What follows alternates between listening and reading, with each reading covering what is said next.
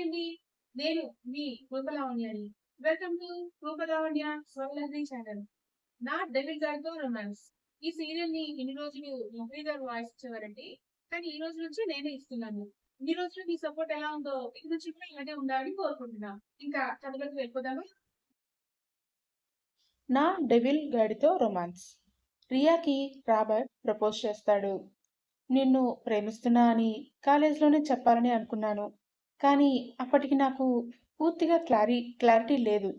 కానీ నువ్వు దూరమయ్యాకే నువ్వంటే నాకు ఎంత ఇష్టమో తెలిసింది.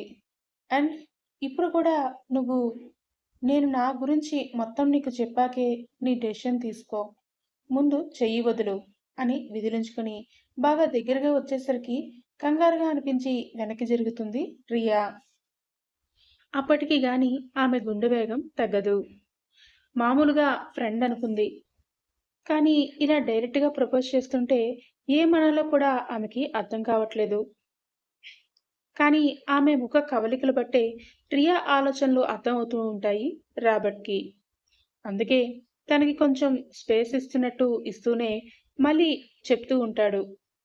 సారీ రియా, ఇక్కడ ఇలాంటి ప్లేస్లో నీకు ప్రపోజ్ చేయాల్సి వస్తుందని నేను కూడా ఎప్పుడూ అనుకోలేదు. కానీ తప్పడం లేదంతే. కానీ నీతో ఇంకా చాలా విషయాలు షేర్ చేసుకోవాలి. ఇక్కడైతే నిన్ను ఎవరైనా చూసే ప్రాబ్లం ఉంది. నన్ను మీ మావయ్య, వసంత్ గారు చూసినా, లేదు మళ్ళీ మీ బాబాయ్ వచ్చినా రిస్క్. నేను ఇక్కడికి దగ్గరలోనే చిన్న గెస్ట్ హౌస్ లాంటి దాంట్లో ఉంటున్నా. అక్కడికి వెళ్ళి మాట్లాడుకుందామా అని అడుగుతాడు. కానీ రియా ఒప్పుకోదని అతనికి కూడా తెలుసు. కాబట్టి ప్లీజ్ డోంట్ సే నో అని ఆమె నో చెప్పే ముందే అనేస్తాడు రాబర్ట్. అప్పటికే వసంత్ పేరు ఎత్తేసరికే షాక్ అయ్యి మళ్ళీ అంతలా రిక్వెస్ట్ చేస్తుంటే అసలు అతను ఏం చెప్తాడో వినాలని సరే అంటుంది రియా. ఒక్కసారిగా రాబర్ట్ మొహం వెలిగిపోతుంది. అది రియా చూసినా కూడా పెద్దగా పట్టించుకోదు. ఇద్దరూ రాబర్ట్ ఉంటున్న గొడౌన్కి అతని కారులోనే స్టార్ట్ అవుతారు. గొడౌన్ ముందు కార్ ఆగేసరికి అప్పటికే రాబర్ట్ కోసం ఎదురు చూస్తున్న విలియం ఫాస్ట్గా వచ్చి ముందు రాబర్ట్ దగ్గరికి వెళ్ళి డోర్ ఓపెన్ చేసి మళ్ళీ వెంటనే ఇంకో పక్కకి వెళ్ళి రియా కూర్చున్న డోర్ కూడా ఓపెన్ చేస్తాడు. అదంతా సైలెంట్గా చూస్తూ కిందకి దిగి రాబర్ట్ చూపిస్తుంటే లోపలికి వెళ్తుంది రియా. బయట నుండి చూడ్డానికి చాలా పాతదిగా నార్మల్గా ఉన్న గొడౌన్లా కనిపిస్తుంటే లోపలికి అడుగు పెట్టేసరికి మాత్రం కళ్ళు చెదిరే ఇంటీరియర్ డెకరేషన్తో నీట్గా ఫుల్ ఫర్నిచర్తో ఉంటుంది. అది అలా ఉంటుందని రియా అస్సలు ఊహించగా కళ్ళు పెద్దవి చేసుకుని లోపల నుంచి అన్నీ చూస్తూ ఉంటుంది. ఉన్నవి రెండే రూమ్స్. ఒకటి హాల్ లా ఉంచితే ఇంకొకటి బెడ్రూమ్. అది డోర్ క్లోజ్ చేసి ఉంటుంది. సోఫాలో కూర్చున్నాక ఏం తీసుకుంటావు రియా అని రాబర్ట్ అడుగుతూ విలియంకి వెళ్ళమని సైగ చేస్తాడు. అప్పటి వరకు కొంచెం ధైర్యంగా ఉన్న రియాకి సింగిల్గా వచ్చి తప్పు చేశానా అని అనిపిస్తూ ఉంటుంది. ఎందుకంటే సిటీలో అయితే కనీసం అరిచి గోల పెడితే అందరూ ఉంటారు కాబట్టి ఓకే. కానీ ఇది ఊరికి చివర్లో ఉంది. చుట్టుపక్కల పంట పొలాలు తప్పించి ఒక్క మనిషి కూడా లేకపోవడం దిగినప్పుడే చూసింది. మొబైల్ ఉన్నా లేనట్టే లెక్క. రాబర్ట్ చూస్తే మినిట్కి ఒక పేరు మార్చుకుని చెప్తూ ఉన్నాడు. పైగా డెవిల్ మీద అటాక్ చేయించాడని వింది. కాబట్టి భయంతో చిన్నగా చెమటలు పడుతూ ఉంటే వాటర్ కావాలి అంటుంది చిన్నగా. పైకి రెబల్గా మొండిగా ఉన్న లోపల అమాయకురాలు, సెన్సిటివ్ అని రాబర్ట్కి కూడా తెలుసు. కాబట్టి చిన్నగా నవ్వుకుంటూ తన రూమ్లోకి వెళ్ళి అందులో ఉన్న ఫ్రిడ్జ్లో నుండి కూలింగ్ వాటర్ ప్లస్ తనకి ఇష్టమైన డ్రింక్ కుక్టీన్ కూడా తెచ్చి అందిస్తాడు. కళ్ళు చిన్నవి చేసి చూస్తూనే అవి అందుకుంటూ ఉంటుంది రియా. ఆమెకి కాస్త దగ్గరగానే ఆపోజిట్గా కూర్చుని చూస్తూ ఉంటాడు రాబర్ట్. వాటర్ మాత్రం కొంచెం తాగి డ్రింక్ మీద అనుమానంతో పక్కకి పెట్టేస్తుంది. అంటే మొత్తం మంది ఏమైనా కలిపేశాడా అని. అయినా రియా వాటర్లో మాత్రం కలపలేడా నీ పిచ్చి గాని. రాబర్ట్కి కూడా అర్థమై మళ్ళీ నవ్వుకుంటూ ఉంటాడు. చెప్పు, ఇందాక ఏదో చెప్పాలి అన్నావుగా, ఏంటి? అతన్నే సూటిగా చూస్తూ అడుగుతుంది రియా. నా పేరు రాబర్ట్. ముంబై మొత్తానికి వన్ అండ్ ఓన్లీ మాఫియా డాన్ని అనగానే రియా మళ్ళీ నోరు తెరిచేస్తుంది ఆశ్చర్యపోతూ. సిగ్నల్ కోసం పక్క టౌన్కి వెళ్ళి మరి కనకారావుతో ఫోన్ మాట్లాడుతూ ఉంటాడు డెవిల్. రాబర్ట్ గురించి లీడ్ కనిపెట్టాడని కనకారావుని పొగుడుతున్న డెవిల్ మళ్ళీ వెంటనే లేట్ చేస్తున్నందుకు సీరియస్గా మారిపోతాడు. లేదు సార్, ఆ నెంబర్ మీ మీ పేరు మీద ఉంది సార్. ప్రూఫ్స్ అన్ని చెక్ చేశాను సార్ అంటాడు తడబడుతూ కనకారావు. కొన్ని క్షణాల వరకు డెవిల్కి మాటలు రావు. బ్రెయిన్ ఒక్కసారిగా షాక్ అయినా మళ్ళీ వెంటనే తన నంబర్ నుండి ఎప్పుడెప్పుడు ఎవరెవరితో తనకి తెలియని వాళ్ళతో మాట్లాడాడో ఫాస్ట్గా కళ్ళు మూసుకుని గుర్తు తెచ్చుకుంటూ ఉంటాడు. సార్ అంటూ కొంచెం భయపడుతూనే పిలుస్తాడు కనకారావు. హా కనక, నిజంగా నా నెంబర్నేనా? షూరా అంటాడు సీరియస్గా. ఎంతో సీరియస్గా ఉంటేనే తప్ప తనని కనక అని డెవిల్ పిలవడు అని అతనికి కూడా బాగా తెలుసు. అందుకే అతను కూడా మళ్ళీ అలర్ట్ అవుతాడు. అంటే సార్, ఆ నంబర్ మీ పేరు మీద ఉంది కానీ ఇప్పుడు మీరు మాట్లాడుతున్న నంబర్ కాదు. తప్పుగా అనుకుంటాడని అర్థమై వెంటనే చెప్పేస్తాడు కనకారావు. వెంటనే మళ్ళీ డెవిల్ కనుబొమ్మలు ముడిపడతాయి.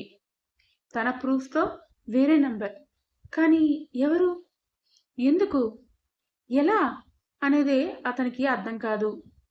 కూల్, నా నెంబర్ అయితే కాదు, మరి ఆ డేట్ టైం చెప్పగలవా అంటాడు వెంటనే డెవిల్. సార్, డైరెక్ట్ మనకి కాల్ రికార్డింగ్నే ఉంది కదా, మీరు ఒకసారి వాయిస్ వినండి, మీకు తెలిసిపోతుంది అంటాడు. నిజమే, నాకు ఒకరి మీద అనుమానం ఉంది. సో వాయిస్ వింటే నాకు క్లారిటీ వస్తుంది. నీకు విన్నాక కాల్ చేస్తాను. ఈలోపు మన స్టేషన్కి ఒకసారి రాజ్ అని వచ్చాడు కదా, అతని డీటెయిల్స్ కావాలంటే మన టీం హెల్ప్ తీసుకో. ఇంతకీ అతను గుర్తున్నాడా అని అడుగుతాడు. 2 క్షణాలు ఆలోచించిన కనకారావుకి గుర్తురాక కామ్గా ఆలోచిస్తుంటే, అదే నా మీద అటాక్ చేసిన ముంబై రాబర్ట్ గ్యాంగ్ కోసం వచ్చాడు కదా అని డెవిల్ అనగానే గుర్తొచ్చి, హా సార్, గుర్తున్నాడు అంటాడు కనకారావు వెంటనే. డీటెయిల్స్ అన్నీ కావాలి, త్వరగా కనుక్కో అని కాసేపు ముందు రాజుగా డెవిల్కి ఇచ్చిన న్యూ నెంబర్ కూడా కనకారావుకిచ్చి కాల్ కట్ చేస్తాడు డెవిల్. సిగ్నల్ రాగానే వరుసగా మెసేజ్లు వచ్చి నోటిఫికేషన్స్ రావడంతో రోడ్డు మధ్యలోనే బైక్ ఆపేసి మరీ కనకారావుకి కాల్ చేస్తాడు డెవిల్. ఇంకా అక్కడే ఉంటే బాగోదని, అలా అని మళ్ళీ ఇంటికి వెళ్తే సిగ్నల్ ఉండదు కాబట్టి ఇంకొంచెం ముందుకు వెళ్తే ఆ చిన్న టౌన్ వస్తుంది అనుకుంటూ ముందుకు వెళ్తాడు. సెంటర్లోకి వెళ్ళగానే అక్కడే ఉన్న రెస్టారెంట్కి వెళ్ళి కాఫీ ఆర్డర్ చేసి మొబైల్లోనే మెయిల్ ఓపెన్ చేస్తాడు డెవిల్. బయట గొడవకి అది వినిపించేలా లేదని పాకెట్లో బ్లూటూత్ తీసి చెవిలో పెట్టుకుని మొబైల్కి కనెక్ట్ చేసుకుంటాడు.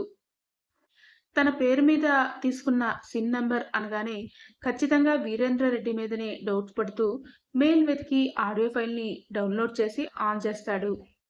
ఆ టైంలో వీరేంద్ర కాకపోతే తన ఫ్యామిలీలోనే రాబర్ట్తో మాట్లాడటానికి వేరే ఎవరై ఉంటారు అని ఆలోచిస్తూ అతని గుండె వేగం తెలియకుండానే పెరిగిపోతూ ఉంటుంది. హలో సార్ అని విలియం గొంతు వినిపిస్తుంది. వెంటనే అదే టెన్షన్తో అలర్ట్ అయి ఉంటాడు డెవిల్. రాబర్ట్ ప్రియాని తీసుకుని అతను ఉంటున్న గోడౌన్కి తీసుకువెళ్ళాడు కదా, అక్కడ మాట్లాడుకుంటున్నారు. చెప్పు, ఇందాకేదో చెప్పాలి అన్నావుగా, ఏంటి అతన్నే సూటిగా చూస్తూ అడుగుతుంది రియా.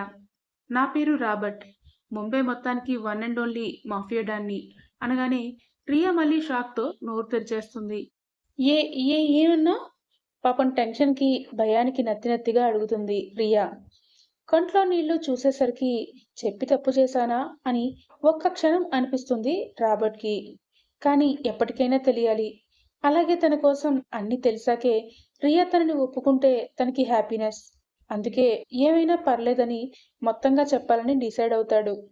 కానీ అంతకన్నా ముందర ఆమె భయాన్ని తగ్గించాలి, లేదంటే కళ్ళల్లో నీళ్లతో ఎక్కువసేపు చూడలేను అని మనసులోనే అనుకుంటూ దగ్గరికి వచ్చేసి చప్పున ఆమె 2 చేతుల్ని అతని చేతుల్లోకి తీసుకుంటాడు. కనీసం వెనక్కి తీసుకోవాలి అన్న ఆలోచన కూడా రానంతగా షాక్లో కూరుకుపోయింది రియా. అందుకే అతన్ని అలా చూస్తూ ఉండిపోతుంది పిచ్చిది. రియా, నేను మొత్తం చెప్తాను, కానీ ప్లీజ్ డోంట్ ప్యానిక్, కూల్గా విను. నీకేమైనా అయితే నేను తట్టుకోలేను. నువ్వు నమ్మలేకపోవచ్చు, లేదంటే నేను చెప్పేవన్నీ నీకు ఓవర్గా కూడా ఉండొచ్చు, కానీ ఇవే నిజం రియా. నీకేమైనా కూడా నేను చూడలేను, తట్టుకోలేను. Because truly I love you so much అంటూ ప్రేమగా ఆమె కళ్ళల్లోకి చూస్తూ సిన్సియర్గా చెప్తూ ఉంటాడు రాబర్ట్. భయం పడినా కూడా అతని మాటల్లో మ్యాజిక్కి, కళ్ళల్లో నిజాయితీకి కొద్దిగా సర్దుకుంటుంది రియా పాప. పైగా అతనేమీ కొత్త వ్యక్తి కూడా కాదు. కాలేజీలో తన సీనియర్. కొన్ని నెలలు తనతో ఫ్రెండ్షిప్ కూడా చేశాడు అని తనలో తానే చెప్పుకుంటూ తనని నోట్ చేస్తుంది ఓకే అంటూ. ఆమె కొంచెం నార్మల్ అయిందని అనిపించాక మళ్ళీ చేతులు వదిలి దూరం జరిగి చెప్పటం మొదలు పెడతాడు రాబర్ట్. నా పేరు రాబర్ట్, రియా. మా మమ్మ లీసా, పప్ప మైఖేల్. నీకు తెలుసుగా, మా ఫ్యామిలీ ముంబైలోనే ఉంటాం. కానీ నీకు తెలియాల్సింది ఇంకోటి కూడా ఉంది. ఇది నీ మీద నమ్మకంతో చెప్తున్నాను. ప్లీజ్ ఎవరికీ చెప్పకు. అది మా పప్ప, మీ మావయ్య బెస్ట్ ఫ్రెండ్స్, అలాగే బిజినెస్ పార్ట్నర్స్ కూడా. వరుసగా వస్తున్న షాక్లతో పోతానా అనిపిస్తూ ఉంటుంది పాపం రియాకి. మావయ్య? మీ బిజినెస్ పార్ట్నర్ ఏంటి? ఆయన ఎవరో తెలుసా అసలు నీకు? మిగతా విషయాలు ఏమో గాని ఇది మాత్రం నమ్మలేక అడుగుతుంది రియా. 1 మినిట్. నేను వసంత్ పెద్దనాన్నని ముద్దుగా నాని అని పిలుచుకుంటూ ఉంటాను తెలుసా. ఆయన నాకు బాగా క్లోజ్. మా పప్పా కన్నా కూడా నాకే క్లోజ్. అలాగే అజ్జు కంటే కూడా నానికి నేనంటేనే ఎక్కువ ఇష్టం అంటూ మొబైల్లో గ్యాలరీ ఓపెన్ చేసి వసంత్తో తనకి ఉన్న క్లోజ్ మూమెంట్స్ పిక్స్ అన్ని చూపిస్తూ ఉంటాడు. అలాగే లాస్ట్ ఇయర్ రాబర్ట్ బర్త్డే అప్పుడు వసంత్తో దిగిన పిక్స్ అన్ని ఒక్కోటి ఓపెన్ చేసి చూపిస్తుంటే రియాకి నెమ్మదిగా ఆయన దిమ్మ తిరిగిపోతూ ఉంటుంది. అంటే నిజంగా మా మావయ్య మీ బిజినెస్ పార్ట్నర్నా? పరువు కోసం ప్రాణం ఇచ్చే మావయ్యగా వసంత్ మాత్రమే తెలుసు రియాకి. కానీ రాబర్ట్ చెప్పింది మాఫియా డాన్ అని. రెండింటికి అస్సలు పొంతన కుదరకపోవడంతో ఆశ్చర్యపోతూ అడుగుతుంది. రాబర్ట్ చిన్నగా నవ్వుతూ, నానీనే మాకు బాస్, తర్వాతే నేను. నాకు ఇవన్నీ నేర్పింది కూడా నానీనే అంటూ చిన్నప్పటి నుండి వసంత్తో తనకు ఉన్న జ్ఞాపకాలన్నిటినీ చెప్తూ నవ్వుతూ ఎంజాయ్ చేస్తూ ఉంటాడు. వాళ్ళిద్దరి క్లోజ్నెస్ రాబర్ట్ మాటల్లో వింటుంటే వసంతలో కనిపించని వేరే ఫేస్ని ఇమేజిన్ చేసుకుంటూ షాక్ అవుతూ వింటూ ఉంటుంది రియా. నేను నిన్ను కాలేజ్లోనే లవ్ చేసిన, మా బిజినెస్లన్నీ టేక్ ఓవర్ చేశాక నీకు ప్రపోజ్ చేద్దాం అనుకుని ఆగిపోయాను రియా. అవును, వీడితో పెద్ద అంబానీ బిజినెస్లో మరి డ్రగ్స్, అమ్మాయిలు, వెపన్స్, ఆఖరికి సాఫ్ట్వేర్ థ్రెట్టింగ్ కూడా వీళ్ళ బిజినెస్లే. అవి టేక్ ఓవర్ చేశాడంట. ఆ తర్వాత రియాకి ప్రపోజ్ చేద్దాం అనుకున్నాడంట. ఏంటయ్యా రాబర్ట్ ఇలా ఉన్నావు?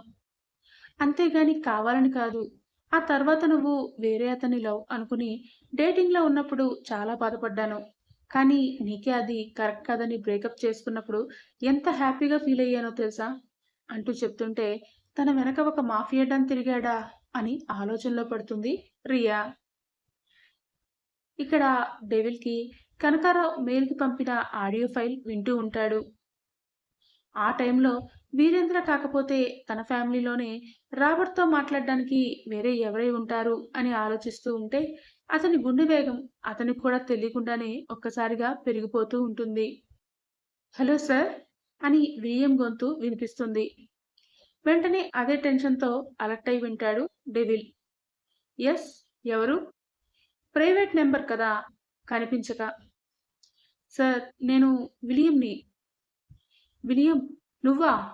ఈ నెంబర్కి ఎందుకు కాల్ చేశావు? ఎనీథింగ్ రా అని వినగానే డాడ్ అని అప్రయత్నంగా డెవిల్ నోట్ నుండి వస్తుంది. ఎస్ సార్, మీరు చెప్పినట్టే ఆ అమ్మాయిని అరుణ్ని చంపడానికి డైరెక్ట్గా రాబర్ట్ సార్నే వెళ్ళారు. అక్కడ అజిత్ సార్తో రాబర్ట్ సార్ అంటూ ఎలా చెప్పాలా అని సైలెంట్ అవుతాడు విలియం. ఎందుకంటే అజిత్ వసంత్ కొడుకు అయితే రాబర్ట్ తన బిజినెస్ వాళ్ళకే వారసుడు. అందుకే విలియం చెప్పలేక కామ్ అయిపోతాడు. ఏమైంది విలియం? టెన్షన్ పట్టకుండా చెప్పు. ఇద్దరు బాగానే ఉన్నారుగా? వసంత్ గొంతులో భయం డెవిల్కి తెలుస్తూనే ఉంటుంది. కానీ అప్పటికే డెవిల్ కళ్ళల్లో నీళ్లు ఊరిపోతాయి.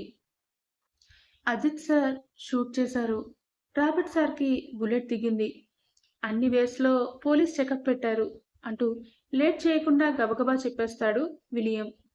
బుల్లెట్ అనగానే ముందు వసంత్ షాక్ అయినా ప్రాణాలకి ప్రమాదం లేదు, సేఫ్గానే తగిలిందని విలియం చెప్పడంతో కాస్త తేరుకుని అక్కడి నుండి సిటీ బయట ఉన్న వాళ్ళ గెస్ట్ హౌస్ అడ్రస్ వసంత్ చెప్పడం, ఎలా రావాలో గైడ్ చేయడం విలియంకి వసంత్ చెప్తూ ఉంటాడు. అవన్నీ వింటున్నా కూడా డెవిల్ చెవుల్లోకి బ్రెయిన్లోకి అవేవీ వెళ్ళవు. తన కన్న తండ్రి ఒక స్మగ్లర్తో కనెక్షన్ పెట్టుకున్నాడు అన్నదే అతనికి పదే పదే గుర్తు వస్తూ శరీరం అంతా ప్యారలైజ్ అయినట్టు కదలకుండా ఉండిపోతాడు.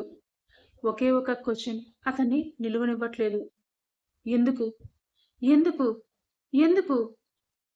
ఇన్ని బిజినెస్లు ఉండగా కూడా మాఫియా డామ్తో కనెక్షన్ పెట్టుకుని సంపాదించాల్సినంత అవసరం ఏముంది?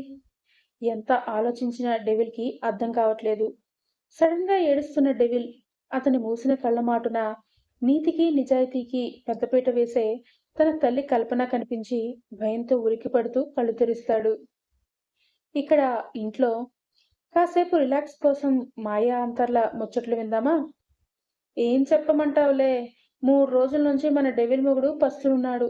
నిన్న నైట్ ఎలా అయినా గేట్ ఎత్తేస్తా అని ఎగురుకుంటూ వస్తుంటే తులసిబామ్మ నా చెయ్యి పట్టుకుని ఈసారి మా ఇద్దరి మధ్య ఇనుప గేట్ పెట్టిందే. దాంతో నాతో మాట్లాడడం మానేశాడే మన మొగుడు. అంతర్ షాక్ అవుతూ చూస్తూ ఉంటే గట్టిగా నవ్వుతుంది. మాయ కోపంగా చూస్తూ, మరీ ఇంత చిన్న విషయానికే ఇలా డల్గా కూర్చునిపోయావా పిచ్చి పుల్లమ్మ? పెట్టిన గేట్లు నిన్నటి వరకే కదా. అవును అంటుంది అంతర్ కళ్ళు తుడుచుకుని అమాయకంగా చూస్తూ. మరింకే ఈరోజు డెవిల్ ముందు నీ మనసుతో పాటు ఇంకొన్ని విప్పు. దెబ్బకి మన మగుడు ఉరుక్కుంటూ రావాలే. ఉసే ఉసే ఏంటి ఆ మాటలు అంటూ పాపం అంతర్ మాటలు ఎవరికీ వినపడవు అని మర్చిపోయి కంగారుగా చూస్తూ ఉంటుంది మాయా. రూమ్లో ఇద్దరే ఉంటారు. అమ్మయ్య అనుకుని గుండె మీద చెయ్యి వేసుకుంటూ ఉంటే, ఉఫ్, నువ్వు ఈ జన్మలో మారవే.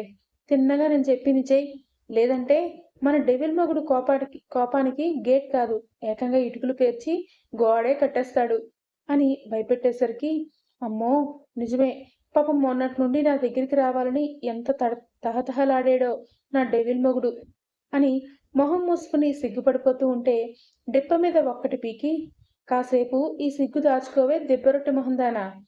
డెవిల్ వచ్చేలోపు ఏం చేయాలో చెప్తాను, ముందు నాతో పాటు రా అంటూ మాయని తనతో పాటు లాక్కుపోతూ ఉంటుంది అంతర్.